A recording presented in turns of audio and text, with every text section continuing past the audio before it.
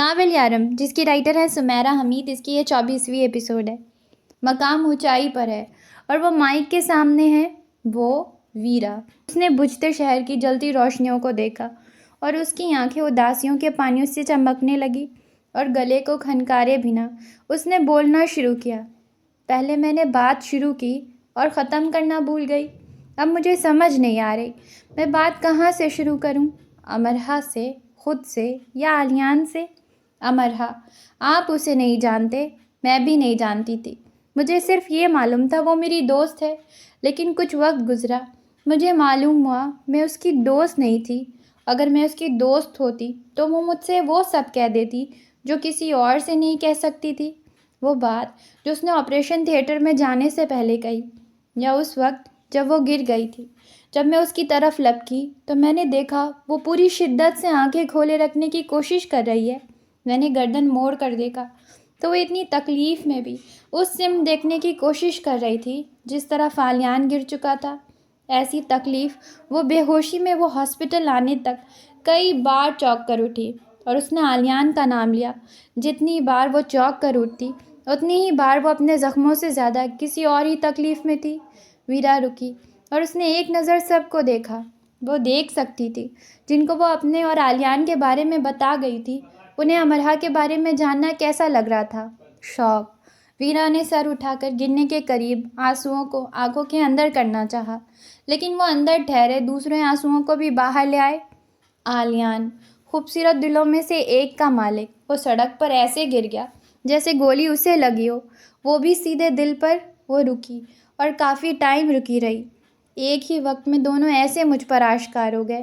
جب امرہا operation theatre میں تھی اور آلیان سر جھکائے خاموش کھڑا تھا تو میں اس کے پاس گئی اور اس سے کہا، وہ ٹھیک ہو جائے گی، وہ اتنی جلدی بے ہوش نہ ہوتی اگر اس کے سر پر ضرب نہ لگتی۔ اور اس کی آنکھوں سے آنسو نکل کر گرنے لگے۔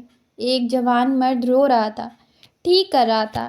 ایک مرد اگر اپنی بیوی، بیٹی، ماں کے لیے روتا ہے تو ان سے بے حد محبت کرتا ہے۔ اس لیے کہہ کر وہ حد افسردگی میں نظر آنے لگا۔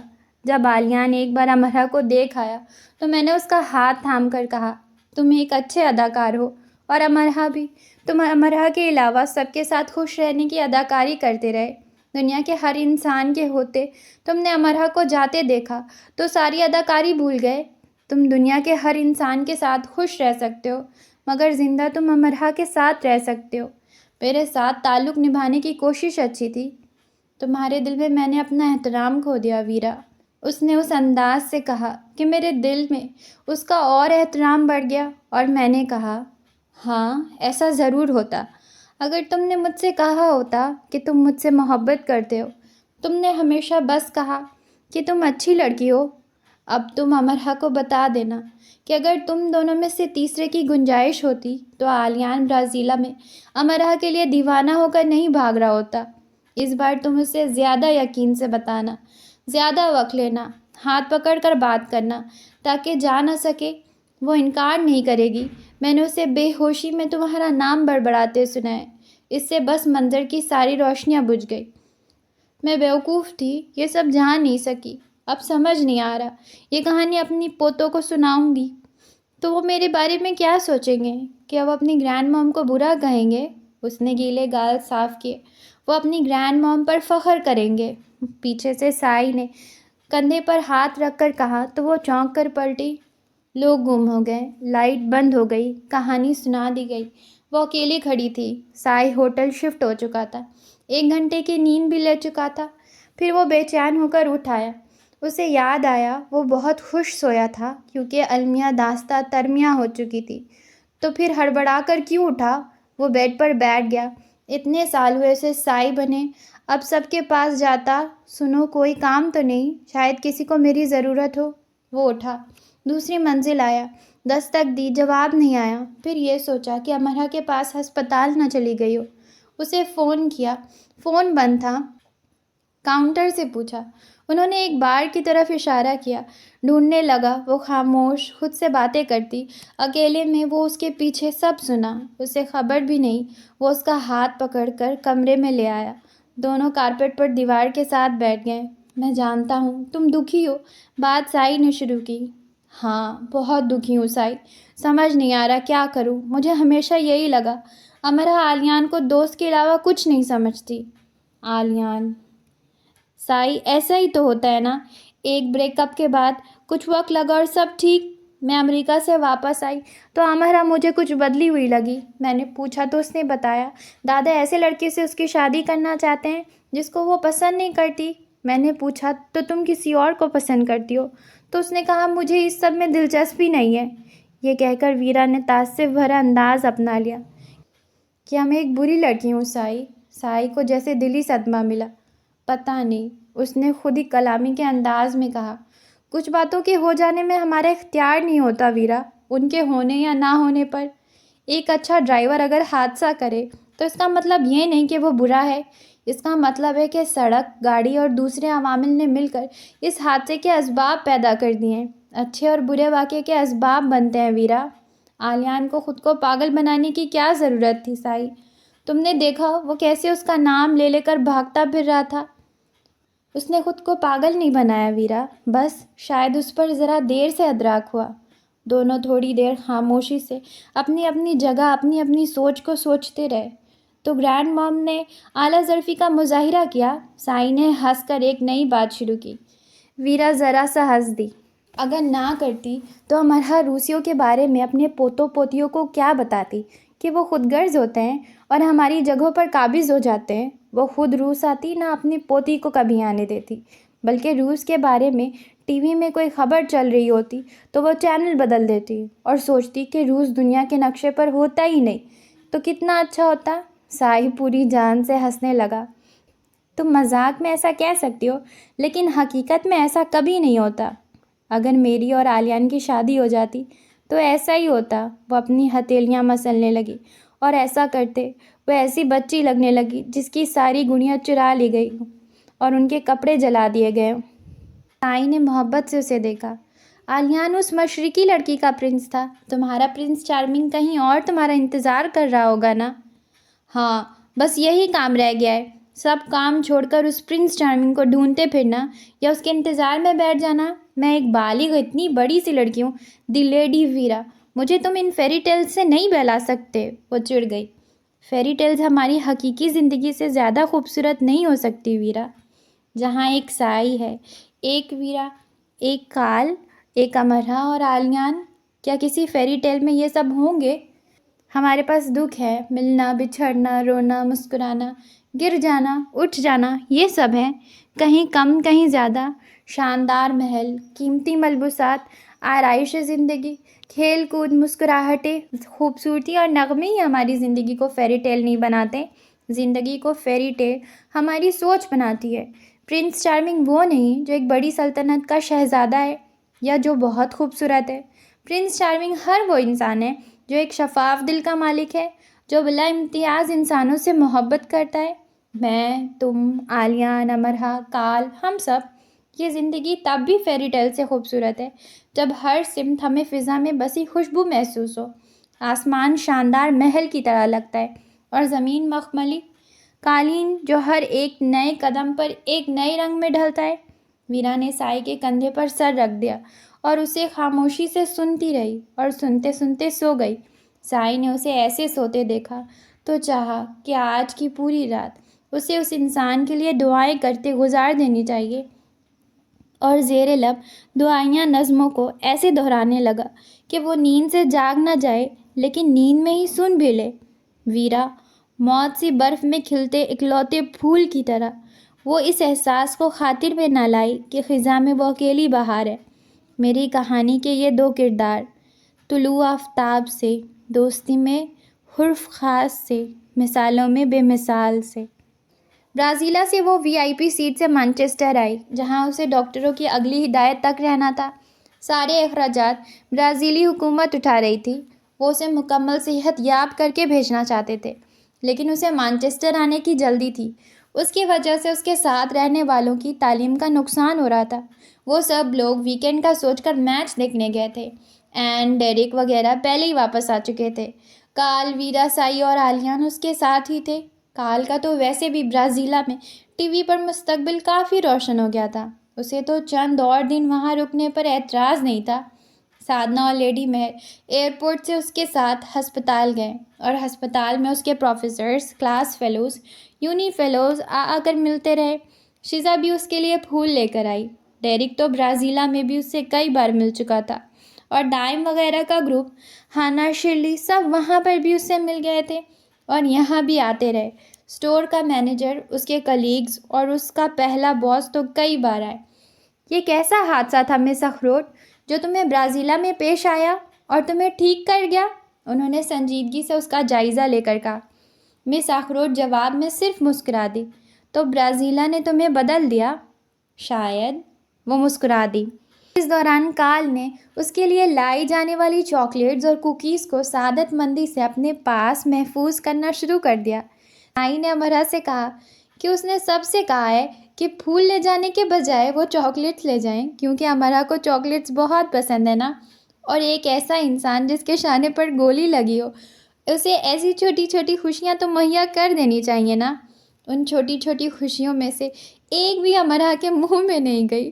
البتہ ہال میں کارل نے اپنے کمرے کی حفاظت چوری پروف کر دی۔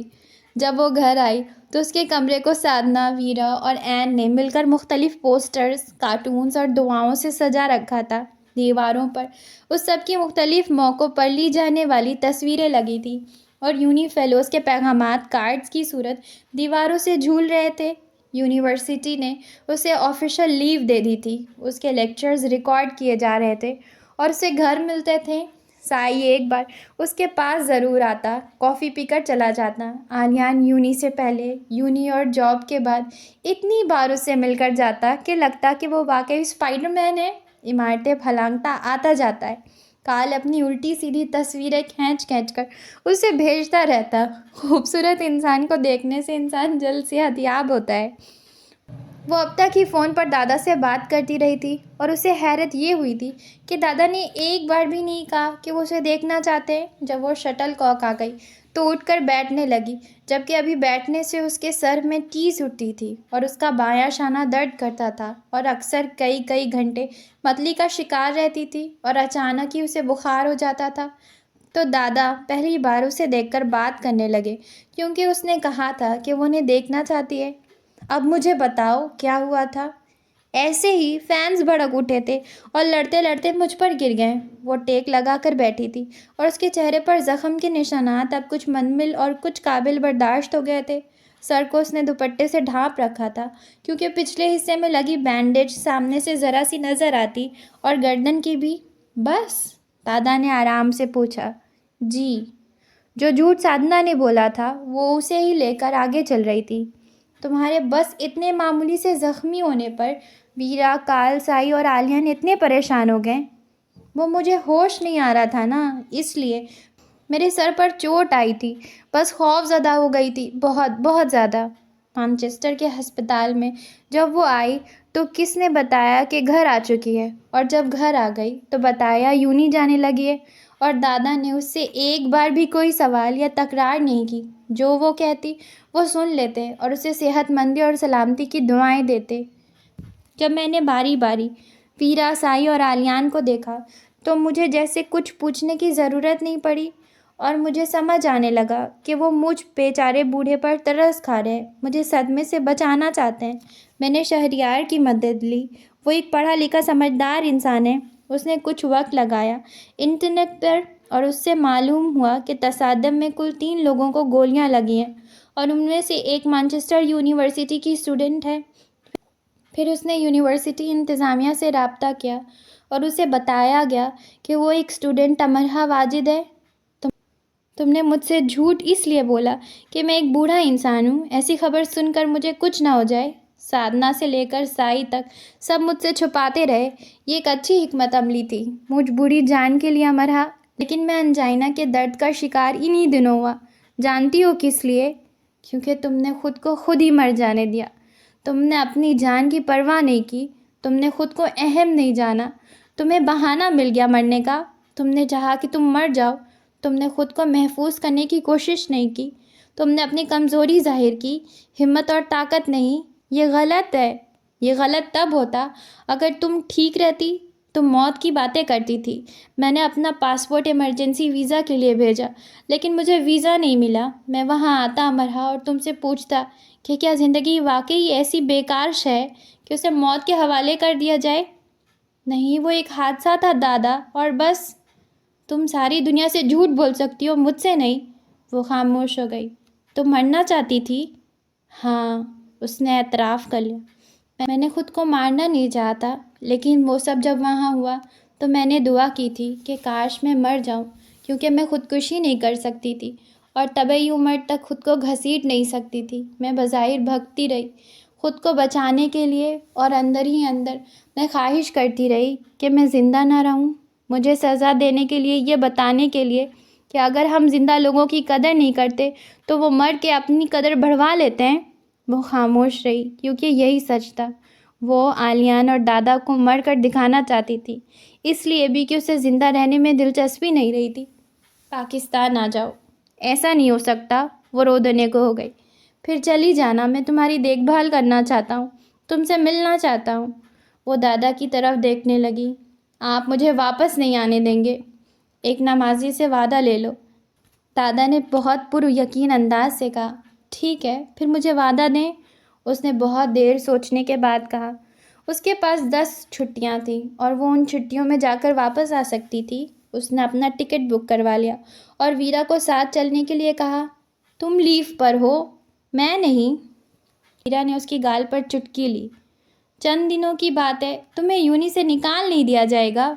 वीरा और ज़्यादा हंसने लगी, लेकिन शरारत से। मैं तुम्हारा यहाँ इंतज़ार करूँगी, बल्कि हम सब करेंगे। मैं खुद गर्ज लड़की हूँ ना वीरा। आलियान के साथ वह ऐसे आगे बढ़ गई कि उस पर सिर्फ उसका हक है, और ख़ुद गर्जी से भी वीरा के बारे में नहीं सोचा। और अब वो इतने दिनों से वीरा से बात करना चाह रही थी, लेकिन हिम्मत नहीं हो रही थी। तुम्हारे कमरे में रखा हुआ एल्बम मैंने देख लिया है, जिसमें मेरी तस्वीर पर तुमने लिखा है, दोस्ती की तारीफ़ के लिए वीरा का नाम काफ़ी है। अगर तुम खुद गर्ज होती तो अपने एल्बम में जगह जगह मुझे महफूज न करती। मैं तुमसे हसद करती रही और तुम्हें अपना दुश्मन भी समझती रही, लेकिन ये सब पुरानी बातें हैं। फिर मैंने आलियान के लिए तुमसे बेहतर किसी को नहीं पाया। वीरा हंस दी। आलियान के लिए क्या, तुम सारी दुनिया को अपना दुश्मन बना लेती। ये सिर्फ तुम ही कर सकती हो, और मैं उन जज्बात की कदर करने पर मजबूर हूँ। तुम दुख और तकलीफ़ से गुजरी, बहुत मुश्किल से अमरहा ये पूछ पाई। हाँ, मैं गुजरी अमरहा, लेकिन उससे बहुत कम जिससे तुम गुजरी। मैं तुम दोनों से मोहब्बत करने पर मजबूर हूँ। तुम सिर्फ आलियान की ही नहीं हो, और आलियान सिर्फ तुम्हारा ही नहीं है। और ये हसद व रश्क से कहीं आगे की जज्बात हैं। अपने गाल से उसके गाल रगड़कर वीरा चली गई। ये सुबह का वक्त है, और वो यूनी जाने से पहले उससे मिल कर जाती। ठीक है, वो आलियान के साथ आगे निकल आई, लेकिन अब अगर वो गर्दन मोड़कर पीछे देखती है तो जानती है कि पीछे कितनी तोड़ फोड़ करती आई है, और इंसान अपने अमल में कितना ही खरा क्यों ना हो, कहीं ना कहीं वो इतना पस्त ज़रूर हो जाता है कि खुद से भी नज़रें नहीं मिला पाता। वीरा की सूरत में ये पस्ती उसे याद रखनी होगी। अगले दिन जब उसकी फ़्लाइट थी पाकिस्तान की, तो रात को सोते गैर मामूली आवाज़ के इर्ताश से उसकी आँख खुल गई। दिन भर उसकी आलियान से बात नहीं हो सकी थी, और वो बड़ी दिलगिरफ्ती से सोई थी कि वो उसे भूल गया। आखिर भूल गया। वो चंद दिनों से काफ़ी मसरूफ़ नज़र आ रहा था। उसे खड़े खड़े मिल जाता और मामा मेहर के साथ बातों में मसरूफ़ रहता। उसके सामान को उसने मायनी खेजी से देखा और कोई तबसरा नहीं किया, और उसे ये सब बुरा लगा। वो जा रही है और उसे कोई फ़र्क ही नहीं पड़ा, यानी मोहब्बत फिर से कम होने लगी। दोनों के दरमियान मतवक्का ज़रूरी बातें एक तरफ ही रह गईं, और क्यों रह गई वो सोचती रह गई। तो रात के पहले पहर उसकी आँख खुली, और उसे समझ नहीं आई कि इतनी ठंड में साधना ने उसके कमरे की खिड़की आखिर किस लिए खोल दी, कि वो जो ब्राज़ीला में गोली से नहीं मरी वो यहाँ ठंड से मर जाए। जब वो सोई थी तो खिड़की बंद थी, अब खुली थी, और ठंडी हवा फुर्सत से अंदर आ रही थी, और साथ अपने संग कुछ और भी ला रही थी। ये नन्ही मुन्नी छोटी बड़ी घंटियों की हवा के दोष पर बजने की आवाज़ें थी। वो ज़ेरे लब हंसी। ये मेरा ख्वाब है? नहीं तो फिर आगे बढ़ना चाहिए। वो खिड़की तक आई। धुंध में लिपटे दरख्त पर शटल कॉक की बैरूनी दीवार पर लगी रोशनी ऐसे पड़ रही थी कि वो आधा अंधेरे में था और आधा नीम रोशनी में, और जो नीम रोशनी में था वो रंग बिरंगी अश्काल में झूलते कार्डों से सजा था। और वो उस दोशीज़ा की तरह मुस्कुराई जिसे उसका गुमशुदा जूता मिल चुका था। हाल माजी के दरख्त की शाखों पर फाते होने पर मतबस्सम है। तो शहजादे ने जान लिया कि उसे क्या करना है और अधूरी कहानी मुकम्मल कर ली गई। उसने गरम कोट पहना, दाएं हाथ से मफलर को गर्दन पर बल दिए। उसे बाएं हाथ से काम करने में मुश्किल होती थी, लेकिन अब ये मुश्किल रफ़ा हो गई। दरअसल सारे ही दर्द ब्राज़ीला के हॉस्पिटल में रफ़ा हो गए थे। उसने हर रात दरख्त पर झूलते पैगामात को पढ़ने के ख्वाब देखे थे। वो दुआ क्या करती थी कि हकीकत में ना सही, ख्वाब में ही उसका ये ख्वाब पूरा हो जाए। ख्वाब पूरा नहीं हुआ, ख्वाब निकलकर हकीकत में बदल गया। वो बैरूनी दरवाजे से बाहर आई और घूमकर अपने कमरे के सामने लगे दरख्त की तरफ आई और ज़रा दूर खड़ी होकर दरख्त को देखती ही रही। ये मेरा ख्वाब ही है, हाँ बस ज़रूर ये मेरा ख्वाब ही है, वो बड़बड़ाई। पैगामात मुख्तलिफ दिलकश रंगों के रिबनों से बंधे झूल रहे थे। आसपास की दूसरी शाखों पर मुख्तलिफ आराइशी फीते अपनी अहमियत, अपनी खूबसूरती बढ़ा रहे थे, और ज़मीन पर मौजूद दरख्त अलोही खित्ते का शाह बना ताज पोशी के लिए खड़ा था। बहुत देर तक खड़े रहने के बाद वो दरख्त के पास आई और हाथ बढ़ाकर कई शाखों को एक साथ लहरा डाला, और घंटियों ने रांझे की बनी सारी धुनें अपने अंदर समोकर उन पर से अपना इख्तियार उठा डाला। माजी मिट चुका है। वक्त ने पुराने सुकून से आरास्ता अपना थाल उलट डाला और सिर्फ एक ताज सिक्के से खुद को सजा डाला। आलियान सिक्के पर कुन नाम उसने अमरहा की तरफ उछाल दिया जो पेशानी से ऊपर सज गया। अमरहा। उसी सिक्के पर कुन दूसरा नाम उसने आलियान की तरफ उछाल दिया जो पेशानी के नीचे। उसकी आंखों में दमक उठा। वो अंधेरे हिस्से की तरफ खड़ा था। अमरहा उसकी मौजूदगी से अनजान थी। उसका ख्याल था उसे अमरहा को दरख्त तक लाने में बहुत तरद्दुद करना पड़ेगा, लेकिन ऐसा नहीं हुआ। तरद्दुद अब सिर्फ गुजर चुके वक्त का हिस्सा ही बने रहना चाहता था। घंटियां फानूसी रागों पर अजारादारी रखती सर मस्ती में झूमने लगी। जो ख्वाब हकीकत हो जाते हैं वो ख्वाब हर साथ आया करते हैं। वो दम बखुद खड़ा सोचने लगा। वो जो 2 घंटे इस दरख्त के साथ मसरूफ़ रहा था, उसे भी ये यकीन होने लगा कि इस बार फिर से ये ख्वाब ही है। अंधेरे से रोशनी की तरफ उसने कदम बढ़ाए। अब घंटियाँ महरोज़ के हुक्म की बजा आवरी करती, महरम के कानों में सरगोशियाँ आया करने को लपकी और पस मंज़र में बजती अल्लाह रखा रहमान की राज व न्याज करती धुनें प्रेम प्रेत के सरगम पर दिल धुनते महुए इजहार हो गई। रात के ज़र्रों ने कतारें बांध लीं और रोशनी की लकीरें फुलझड़ी बन गईं। हल्की हवा उन दोनों के बाल उड़ा रही थी और दोनों अपनी अपनी जगह पर अपनी अपनी मंजिलें तय कर रहे थे। अमरहा का ख्याल था इस मैसेज लड़ी को काल, साई और उसने मिलकर सजाया और चले गए। उसने हाथ बढ़ाया और हवा के संग झूलते एक पैगाम को पकड़कर पढ़ने लगी। मैंने तुम्हें बहुत याद किया। दिल फरेब खुशी के एहसासात अमरहा के दिल पर नाजिल से होने लगे। वो दूसरा पैगाम पढ़ने लगी। तुम एक जादूगर हो अमरहा। अमरहा यूं मुस्कुरा दी जैसे उसकी बात चुरा ली गई। जब तुमने रोना शुरू किया तो मेरा दिल चाहा मैं भी तुम्हारे साथ मिलकर रहूं, क्योंकि 2 एक जैसे लोगों को एक ही जगह बैठकर रोने का इससे अच्छा मौका और कब मिलता। स्टूडेंट पार्टी प्रैंक, अमरहा ने कहकहा लगाया और ज़रा सा डर गई क्योंकि दरख्त के अंधेरे हिस्से में छुपा खड़ा आलियान निकलकर सामने आ गया था। ओह, तुम यहाँ हो? और मुझे कहाँ होना चाहिए था? उसने हाथ बुलंद किया और उसके सर पर झूलते पैगामात से बंधी घंटियाँ लहरा डाली, और मोतबर आसमान और ज़रख़ेज़ ज़मीन ने बड़ी मोहब्बत से अपनी समातों के पट उन मतरन्नम आवाज़ों पर वाह किए। जहाँ गायब रहने के लिए तुम मौजूद रहते हो। उसे याद आया वो उससे नाराज़ थी। वो मोहब्बत के निखरे एहसास से उसे देखता रहा तो वो नाराज़ होना सिर्फ अपना हक समझती है। मैंने उन पैगामात को जला डाला था। मेरी याददाश्त अच्छी थी। मैंने उन्हें चंद रातें और चंद दिन लगाकर फिर से लिखा।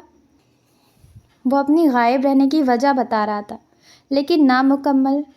वो अमरहा से छुपा रहा था कि वो दरअसल बसद शौक कुन मसरूफियात में गलता रहा था। तुम्हारे बालों की नोकें तुम्हारी आंखों को परेशान कर रही हैं। क्या मैं तुम्हारी आंखों को इस परेशानी से बचा लूँ? اس نے مہذب انداز سے پوچھا، اور جواب کا انتظار بھی نہیں کیا اور اس کی آنکھوں کو پریشانی سے بچا لیا۔ اپنی پیشانی پر اس کی انگلیوں کا لمس محسوس کرتے وہ ذرا سا پیچھے ہوئی اور سر اٹھا کر پیغام پڑھنے لگی۔ اس نے ایک چالاکی کی تھی، دوسری زبانوں میں کافی پیغامات لکھے تھے تاکہ امرا اس سے ان کا مطلب پوچھے۔ 2 دن تک ہال میں وہ مختلف ہال میٹس کے کمروں کی طرف بھاگتا رہا تھا اور وہ زیر لب ہنس کر اسے لکھ کر دیتے رہتے، جبکہ کال اور سائی اس کے کندھوں پر چڑھے لکھنے والوں کو آنکھ مارتے رہے تھے۔ تو اگر چند پیغامات کا امرا گوگل کرتی تو اسے معلوم ہوتا کہ جس کا مطلب آلیان۔ مجھے اجازت دو، میں اخ اخ کی تکرار پر لہراتی تمہاری ناک کو پکڑ لوں، بتا رہا تھا، تو اس کا اصل مطلب کال کی آنکھوں اور ہاتھوں کے اشاروں پر کچھ یہ نکلتا: کیا تم نے ٹھیک سے ناک پوچھنا سیکھ لیا؟ نہیں، یعنی ابھی بھی تم آئس کریم چاکلیٹ کے ساتھ بہتی ناک، اخ اف گندی۔ اور چینی جملہ جس کا مطلب آلیان، تم ایک اچھی لڑکی ہو، بلکہ تم میں کئی اچھی لڑکیاں چھپی ہیں، بتا رہا تھا، تو اصل میں وہ تم ایک پٹاخہ لڑکی ہو، بلکہ تم میں کئی بڑے بڑے پٹاخے پھوٹ پڑنے کو ہیں، تھا۔ اور جاپانی جملے کا اصل ترجمہ: خدا کے لیے اپنے ایشین فلیگ کو سنبھالنا سیکھ لو، آدھی یونی اس سے الجھ کر زخمی ہو چکی ہے اور جو آدھی بچی ہے وہ زخمی ہونے کے لیے قطار میں کھڑی ہے، تھا۔ اور مصری جملہ کا: خدا کا شکر ہے ہمارا مانچسٹر ڈوبنے سے بچ گیا۔ اور کورین جملہ جو آلیان نے مجھ پر شکر لازم ہے لکھنے کے لیے کہا تھا، تو دراصل وہ کچھ یوں لکھا گیا تھا: ہم بھی مانچسٹر کی پیداوار اپنی ایک امرا لاہور پر اتاریں گے، انہیں بھی معلوم ہو دن میں ستارے اور رات میں سورج کیسے دکھتے ہیں، پھر کیا وہ شکر ادا کر پائیں گے؟ اگلا جملہ طالوی میں لکھا تھا، اور آخر کار وہ اس پیغام تک پہنچ ہی گئی تھی۔ یہ کیا لکھا ہے؟ اس نے لکھنے والے سے رابطہ کیا۔